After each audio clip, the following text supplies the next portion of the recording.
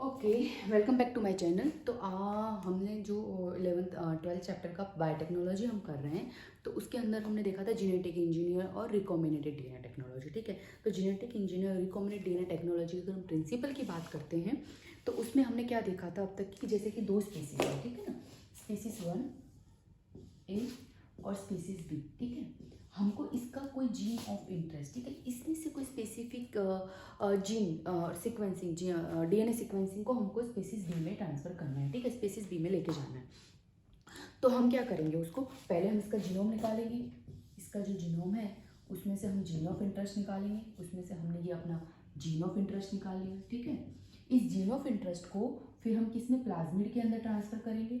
इस gene of interest को हम प्लाज्मिड के अंदर ट्रांसफर करेंगे। ठीक है, प्लाज्मिड, और फिर इस प्लाज्मिड को हमने जो इसको हम रिकॉम्बिनेटेड डीएनए बोल देते हैं, इसको हम रिकॉम्बिनेटेड डीएनए बोल देते हैं। ठीक है, दैट इज रिकॉम्बिनेटेड डीएनए। अब इस रिकॉम्बिनेटेड डीएनए को हम होस्ट बी के अंदर ट्रांसफर करते हैं। ठीक है ना, इस रिकॉम्बिनेट बी को, मतलब जो हमारा जीन ऑफ इंटरेस्ट है, जो सीक्वेंसिंग हमको बी ऑर्गेनिज्म में या ऑर्गेनिज्म बी में ट्रांसफर करनी थी, उसको हम थ्रू वेक्टर के थ्रू हम इसमें ट्रांसफ़र कर देंगे। ठीक है, तो ये हो गया हमारे लेकिन अगर हम जीनोम में से जीन ऑफ इंटरेस्ट और सीक्वेंसिंग हमने दो चीज़ देखी। ठीक है, एक तो हमने वेक्टर को यहाँ से कट करके अपना जीन ऑफ इंटरेस्ट यहाँ पे इंसर्ट किया, दूसरा हमने जीनोम में से अपना जीन ऑफ इंटरेस्ट कट किया। ठीक है, जो हमारा एक स्पेसिफिक जीन सीक्वेंसिंग था, डीएनए सीक्वेंसिंग, उसको कट किया। ठीक है, उसके बाद हम उसको सीक्वेंसिंग ऑर्गेनिज्म बी में ट्रांसफ़र करते हैं। ठीक है, जैसे फॉर एग्जांपल अगर हमको इंसुलिन प्रोड्यूस करना है इसमें से, ठीक है, ये इंसुलिन प्रोड्यूस नहीं कर रहा है बट ये इंसुलिन प्रोड्यूस कर रहा है, तो हमको बट इससे इंसुलिन प्रोड्यूस करवाना है, तो हम क्या करेंगे, जो इंसुलिन के जीन के रिस्पॉन्सिबल जो डीएनए सीक्वेंसिंग है, हम उनको आइसोलेट करके थ्रू प्लाज्मिड के सीक्वेंस ऑर्गेनिज्म बी में ट्रांसफर कर देंगे। ओके, तो ऑर्गेनिज्म बी में ट्रांसफर होने के बाद वो रेप्लिकेशन होगा और वो इंसुलिन प्रोड्यूशन करने लगेगा। ठीक है, तो इस प्रोसेस में अगर हम देखते हैं तो हम यहाँ पे जीन ऑफ इंटरेस्ट, जो जीनोम में से जीन ऑफ इंटरेस्ट ले रहे हैं, ठीक है, उसको कट कर रहे हैं। ठीक है, यहाँ पे हम प्लाज्मिड को कट कर रहे हैं। ठीक है, तो हम जब सीक्वेंसिंग को जो जीन ऑफ इंटरेस्ट है उसको जीनोम में से जब हम कट करते हैं तो उसके लिए हमको समथिंग कुछ रिक्वायरमेंट होती है, मॉलिक्यूलर सीजर की रिक्वायरमेंट है कट करने के लिए दोनों को, लाइक प्लाज्मिड को और जीनोम में से जीन ऑफ इंटरेस्ट को कट करने के लिए हमको प्लाज्मिड की मॉलिक्यूलर सीजर की रिक्वायरमेंट होती है। ओके, तो वो मॉलिक्यूलर सीजर कौन सा है, ठीक है, वो मॉलिक्यूलर सीजर कौन सा है, उसको हम बोलते हैं रेस्ट्रिक्शन एंजाइम्स। सो उसको बोलते हैं रेस्ट्रिक्शन एंजाइम्स। तो today I am going to teach you the same topic, that is a restriction enzymes, that is a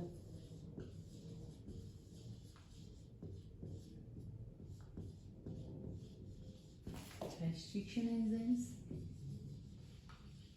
okay, तो रेस्ट्रिक्शन एंजाइम्स क्या है, ठीक है, ये स्टोरी स्टार्ट होती है 1963 में, दैट इज स्टार्ट विद 1963। 1963 में क्या हुआ था, कोई साइंटिस्ट था, एज्यूम करो कि 1963 में एक साइंटिस्ट था, उन्होंने देखा कि कोई एक जो वायरस था उसने बैक्टीरिया को इन्फेक्ट किया। ठीक है, उसने बैक्टीरिया को इन्फेक्ट किया, लाइक ये एक वायरस है, ठीक है, इसके पास डीएनए है, ये एक बैक्टीरिया है, ये एक बैक्टीरिया है, ठीक है, ये एक बैक्टीरिया है, इसके अंदर ये अपना मतलब जो इसका जो जेनेटिक मटेरियल उसको ट्रांसफ़र कर रहा है। ठीक है, इसके अंदर इसी का सीक्वेंसिंग है। ठीक है, तो उसने अपना फेज में, जैसे कि वायरस ने बैक्टीरिया के अंदर अपना सीक्वेंसिंग, अपना वायरस, अपना जेनेटिक मटेरियल उसके अंदर ऐड किया। ठीक है, लेकिन उसने देखा, साइंटिस्ट ने देखा कि वो जो फ्रेगमेंट था, जो डीएनए उसने अंदर डाला, जो उसने डीएनए अपना जेनेटिक मटेरियल बैक्टीरिया के अंदर, उससे बैक्टीरिया को कोई अफेक्ट नहीं हुआ, उससे बैक्टीरिया किल नहीं हुआ, उससे बैक्टीरिया को उसका वायरल इन्फेक्शन नहीं हुआ। ठीक है, क्यों, उसका रीज़न क्या था, क्योंकि बैक्टीरिया के पास समथिंग ऐसा कुछ था जो उसको इनएक्टिवेट करता था, जो उसके जेनेटिक मटेरियल अपने जीनोम के अंदर एंटर नहीं होने दे रहा था। ठीक है, अपने जीनोम में उसको एंटर होकर रेप्लिकेशन नहीं करने दे रहा था। ठीक है, तो वो क्या था, that is a restriction enzymes. ठीक है, तो उन्होंने देखा कि वहाँ दो टाइप के वो था। ठीक है, वहाँ वो उसके जो फ्रेगमेंट, जैसे ये उसने यहाँ पे जो अपना जेनेटिक मटेरियल ऐड किया, उसको उसके जो बैक्टीरिया का जो रेस्ट्रिक्शन एंजाइम्स था, उन्होंने इसको बीच में से कट कर करके इस तरीके से फ्रेगमेंट्स बना दिए थे, और उसको रेप्लिकेट नहीं हो रहा था, उसको इनएक्टिवेशन कर दिया था। ठीक है, तो that is a one process. दूसरा क्या था, अगर उसके पास ये रेस्ट्रिक्शन एंजाइम है बैक्टीरिया के पास, तो उसने अपने डीएनए को, अपने डीएनए जो उसके अंदर था, उसका जेनेटिक मटेरियल जो था, उसको इनएक्टिव क्यों नहीं किया, उसको फ्रेगमेंट, उसका था काम सीक्वेंसिंग का था, उसने उसको कट क्यों नहीं किया, ठीक है, उसने उसको कट क्यों नहीं किया। तो उसका क्या था कि जो जीनोम, जो इसका सीक्वेंसिंग था, जो बैक्टीरिया का सीक्वेंसिंग था, उसके पास मिथाइलेज एंजाइम था। तो उसका जो अपना जीनोम था, फॉर एग्जाम्पल ये बैक्टीरिया का जीनोम है, ठीक है, उसने क्या हुआ था, उसके मिथाइलेज एंजाइम से उसने मिथाइल ग्रुप ऐड किए हुए थे, अपने उसमें मिथाइल ग्रुप ऐड किया हुआ था अपने डीएनए पे, लाइक एडेनिन, थाइमिन, ग्वाइनसिन पर उन्होंने अपना मिथाइल ग्रुप ऐड किया हुआ था, जिसकी वजह से उसका खुद का डीएनए था, खुद का जो जीनोम था, उसको वो रेस्ट्रिक्शन मतलब कट नहीं कर रहा था, उसको इनएक्टिव नहीं कर रहा था, उसने सिर्फ वायरल के जीनोम को उसको लिया, उसको फ्रेगमेंट्स में कट कर दिया, ठीक है। तो साइंटिस्ट को तो वही चाहिए था, उसको फाइंड हो गया कि कुछ रेस्ट्रिक्शन एंजाइम है, कुछ मोलिकुलर सीजर जैसी चीज़ है जिसने, जो इस तरीके से मतलब डीएनए सीक्वेंसिंग को कट कर देती है, ठीक है ना। तो फर्स्ट जो था, ठीक है, अब हम इसे देखते हैं। तो जो सबसे पहला रेस्ट्रिक्शन एंजाइम जो फाइंड हुआ था, जो सबसे पहले रेस्ट्रिक्शन एंजाइम देखा गया था, वो था हिंद 2, ठीक है ना, वो था रेस्ट्रिक्शन, सॉरी, उससे पहले हम देखते हैं रेस्ट्रिक्शन एंजाइम। तो रेस्ट्रिक्शन एंजाइम नॉर्मली 2 टाइप्स के होते हैं, ठीक है, that is a nucleases. Restriction enzyme जो होते हैं न्यूक्लियोसिस होते हैं,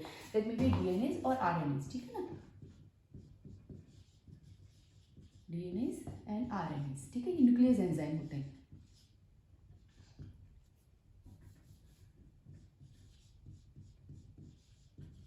वो न्यूक्लियस एंजाइम्स होते हैं, वो मतलब they are the 2 type, endonucleases and exonucleases. अब एंडोन्यूक्लियोसिस क्या है और एंडोन्यूक्लियोसिस क्या है।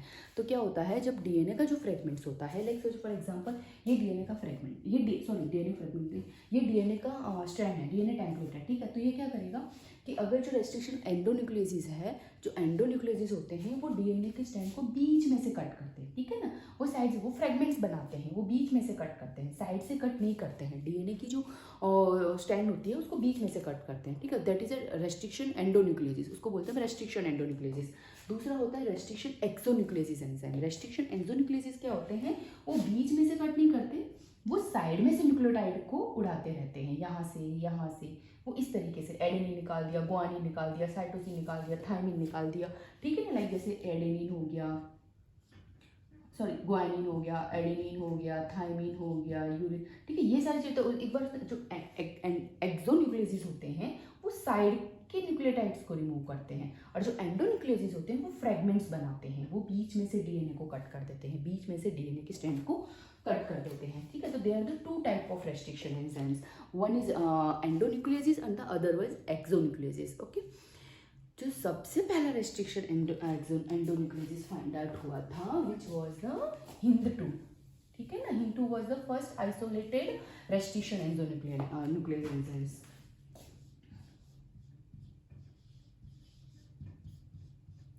Hind 2 the first isolated restriction endonucleases, ठीक है। अब तक जो हैं वो ओवर द 900 से ज़्यादा रेस्ट्रिक्शन एंजाइम्स को आइसोलेटेड कर लिया गया है ओवर द 230 ऑफ बैक्टीरियल और प्रोकैरियोटिक स्ट्रैंड्स में से, ठीक है ना। तो जो बैक्टीरिया, तो हमको अगर हम देखा जाए तो हिंद 2, ठीक है, कोई भी रेस्ट्रिक्शन एंजाइम्स डीएनए को कट कर देता है, ठीक है ना, डीएनए की स्ट्रैंड्स को बीच में से कट कर देता है, तो उसको हम बोलते हैं, ठीक है, वो बीच में से कट कर देता है। तो हमको 900 इतनी सारी स्ट्रैंड्स की रिक्वायरमेंट क्यों हो रही है, हमको इतनी ज़्यादा एंडोन्यूक्लियोसिस या फिर रेस्ट्रिक्शन एंजाइम्स की रिक्वायरमेंट क्यों हो रही है। अगर हमारे पास 1-2 हो तो वो काम नहीं चला देंगे, बट नहीं, क्योंकि एवरी जो रेस्ट्रिक्शन एंजाइम एंडोन्यूक्लियोसिस होते हैं या फिर एक्सोन्यूक्लियोसिस होते हैं, उनकी एक स्पेसिफिक रिकोनाइजिंग साइट होती है, ठीक है, वो अपनी रिकोनाइजिंग साइट से ही वहीं से उसको कट कर देते हैं, ठीक है, वो अपने वहीं रिकोनाइजिंग साइट से उसको कट करते हैं। जैसे कि कोई हम बात करते हैं, जैसे कि हिंद 2 का जो है, they are normally restriction enzymes normally 6 base pairs के बने हुए रहते हैं, ठीक है। सीक्वेंसिंग जो होती है, रिकोनाइजिंग सीक्वेंसिंग होती है, वो 6 बेस पेयर की बनी हुई होती है। जैसे कि इसका जो रिकोनाइजिंग सीक्वेंसिंग है वो है CA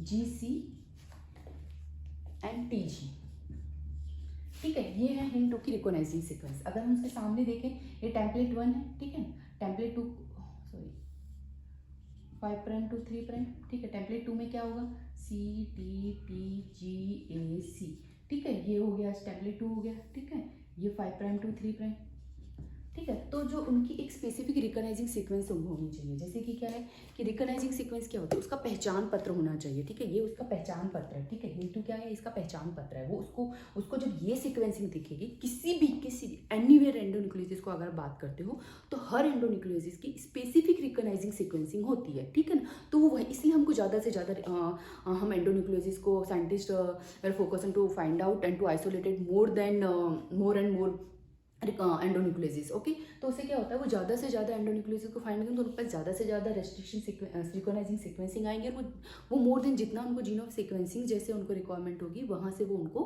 कट करके अपने जीन ऑफ इंटरेस्ट को डाल सकते हैं, ठीक है। तो जैसे हिंटू का अब ये जो 6 बेस पेयर का सीक्वेंसिंग है, ये इसका रिकॉग्नाइजिंग सीक्वेंस है। इसी तरह अगर हम इकोलाई की बात करें, इकोलाई R1 की बात करते हैं, तो उसकी जो सीक्वेंसिंग है वो है GAATTC, ठीक है। ये उसकी रिकॉग्नाइजिंग सीक्वेंस है।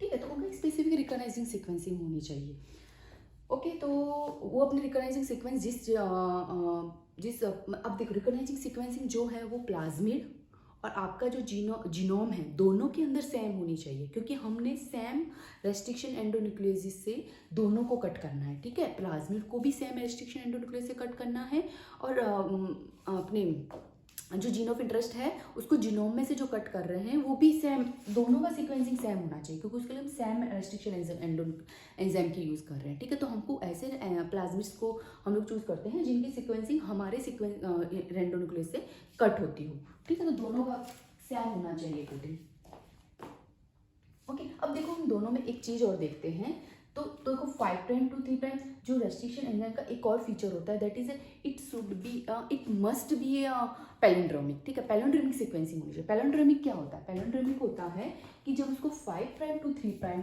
रीड करते हैं, 5 प्राइम टू 3 प्राइम रीड करो, और ऊपर वाली स्ट्रैंड में 5 प्राइम टू 3 प्राइम रीड करो, और नीचे वाली स्ट्रैंड में 5 प्राइम टू 3 प्राइम रीड करो। नीचे वाली जो टेम्पलेट है उसमें 5 प्राइम, दोनों सेम रीड होनी चाहिए, ठीक है ना। मतलब आगे से बढ़ो या पीछे से बढ़ो दोनों सेम रीड होनी चाहिए, ठीक है। लाइक हम इक्वल में तो GATTC 5 प्राइम टू 3 प्राइम पढ़ कर, अगर हम 5 प्राइम टू 3 प्राइम नीचे वाली टेम्पलेट में पढ़ते हैं तो GAATTC हमारे वो हो रहे हैं, ठीक है ना। उसमें हमको वहाँ पे सैम पढ़ रहे हैं, ठीक है। पैलिंड्रोमिक सीक्वेंस क्या है, फॉर एग्जांपल अगर हम बताते हैं तो जैसे कि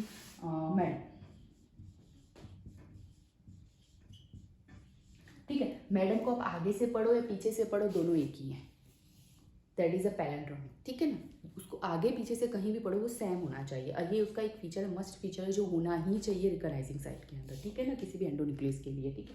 लाइक मलयालम आपकी बुक में दिया NCERT में मलयालम, आप उसको आगे से पढ़ो या पीछे से पढ़ो दोनों सेम होने चाहिए, ठीक है ना। तो ये उसका एक फीचर होना चाहिए कि जो उनके रिकॉग्नाइजिंग साइट सीक्वेंसिंग है वो पैलिंड्रोमिक होनी चाहिए, ठीक है।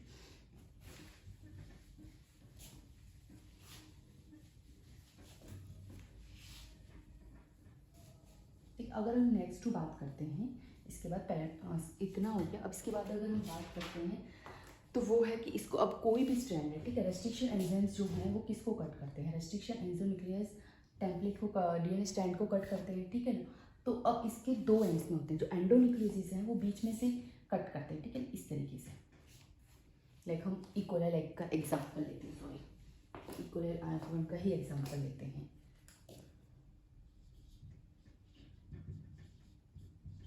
ठीक है। ये कट करेगा, ठीक है, किसको, ये दो टेम्पलेट है GAATTC, ठीक है ना, सेम एज CTTAAG, ठीक है। ये एक स्ट्रैंड है, दे हाइड्रोजन बॉन्ड से वो 5 prime to 3 prime, 3 prime to 5 prime, ठीक है। अब इसके दो एंड से या तो ये बीच में से स्ट्रिक्टली इस तरीके से कट कर देगा और इसके फ्रेगमेंट बन जाएगा, ठीक है। एक तरफ आएगा GAA, दूसरी तरफ हो गया TTC, ठीक है ना। तो इसको हम बोलते हैं ब्लंट एंड, इसको बोलते हैं हम ब्लंट एंड,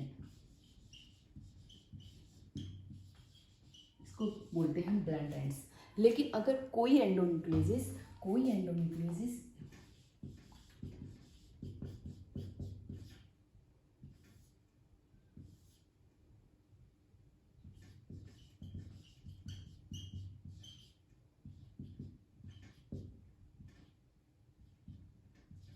ठीक है, उसको सीधा ना काटते हो, एक को यहाँ से कट करेगा, एक को यहाँ से कट करेगा, ठीक है। एक स्टैंड को ऊपर से कट करेगा यहाँ से, दूसरे स्टैंड को यहाँ से कट करेगा, तो ये कैसा बन जाएगा, ये बनेगा हमको इस तरीके से, ठीक है ना, ऐसा होगा और इसके साथ बाइंड होगा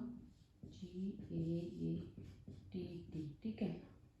और दूसरा हमको एक स्टैंड मिलेगी इस तरीके से, ठीक है, एक स्टैंड मिलेगी AATTC, इसके साथ G बाइंड हो रहेगा, इसके साथ G बाइंड होता है, ठीक है, इस तरीके से। तो उसने कहाँ से कट किया था, उसने कहाँ से कट किया, उसने एक को यहाँ से कट किया, एक को यहाँ से कट किया, ठीक है। तो इसको हम बोलते हैं ब्लंट एंड, इसको बोलते हैं स्टिकी एंड, सॉरी इसको बोलते हैं स्टिकी एंड्स,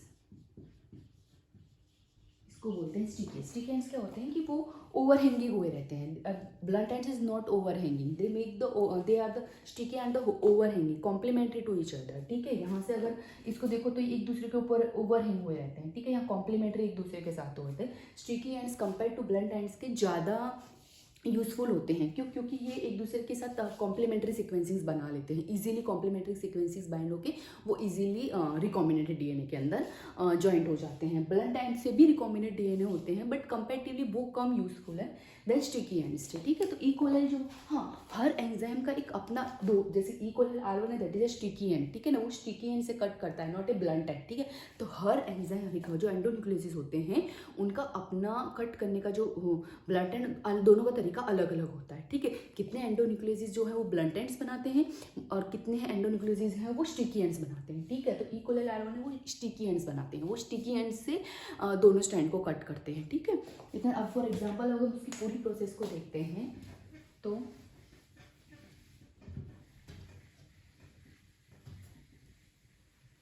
अगर हम पूरी प्रोसेस को देखो तो इसमें क्या है कि देखो, अब रेस्ट्रिक्शन एंडोन्यूक्लियस क्या है कि हमने क्या बोला था कि रेस्ट्रिक्शन एंडोन्यूक्लियस जो रिकॉग्नाइजिंग सीक्वेंसिंग है वो दोनों में सेम होनी चाहिए, ठीक है ना। वेक्टर के अंदर भी वही होनी चाहिए, लाइक प्लाज्मिड वगैरह जो भी हम यूज़ कर रहे हैं एज ए वेक्टर, उसमें भी वही रिकॉग्नाइजिंग सीक्वेंसिंग होनी चाहिए। और हमारे जो जीन ऑफ इंटरेस्ट, जिस जीनोम से हम उसको निकाल रहे हैं उसके अंदर भी वही मतलब रिकॉग्नाइजिंग सीक्वेंसिंग होनी चाहिए, क्योंकि हम दोनों के लिए सेम रेस्ट्रिक्शन एंजाइम्स का यूज़ करते हैं। फॉर एग्जाम्पल अगर हम ई कोलाई की ही बात करते हैं,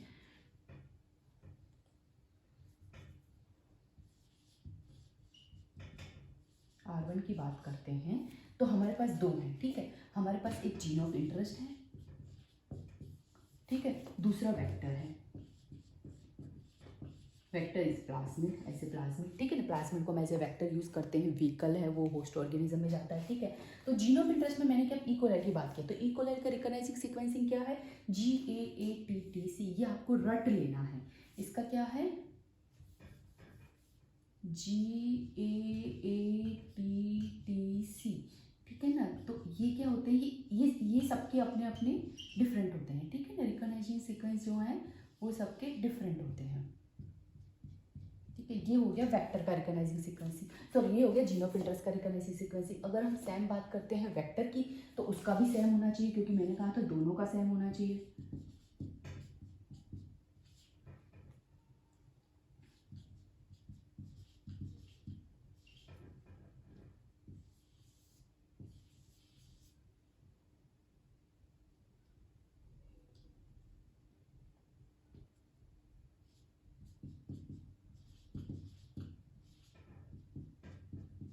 अब रेस्ट्रिक्शन जो ई कोलाई R1 रेस्ट्रिक्शन एंडोन्यूक्लियोसिस है वो कहाँ से कट करता है, वो G और A के बीच में से कट करेगा। वो G ऊपर भी G और A नीचे भी G, यहाँ पे भी सेम, वो G और A के बीच में से कट करेगा, ठीक है ना। वो वहाँ से रेस्ट्रिक्शन को कट करके फ्रेगमेंट बनाएगा। तो हमको यहाँ पे अगर ये यहाँ से कट करता है तो हमको क्या मिल जाएगा, यहाँ पे G, यहाँ पे G मिल जाएगा, यहाँ पे C T T A मिल जाएगा, क्योंकि G तो कट हो गया है, ठीक है ना। लाइक सेम एज वहाँ पे अगर हम बात करते हैं तो ये हमको मिल गया, G तो कट हो गया, तो यहाँ पे AATTC हो गया, और यहाँ पे CT,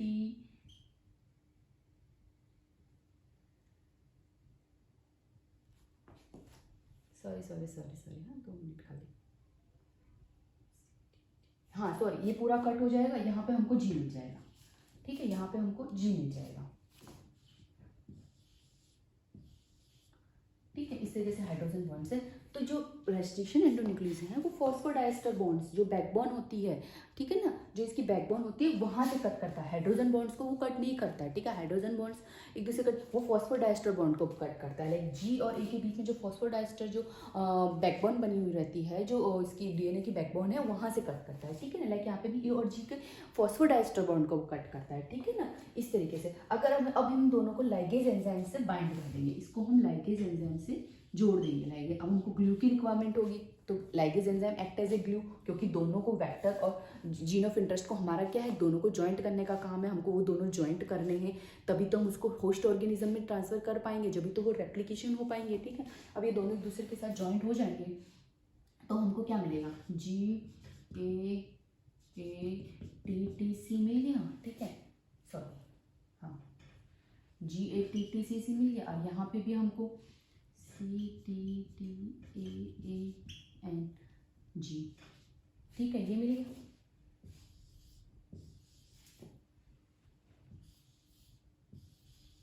ठीक है, ये हो गया, ठीक है। अगर इसको बात करें तो अगर हम वेक्टर की बात करते हैं तो वेक्टर नॉर्मली इस तरीके से होगा, ठीक है ना।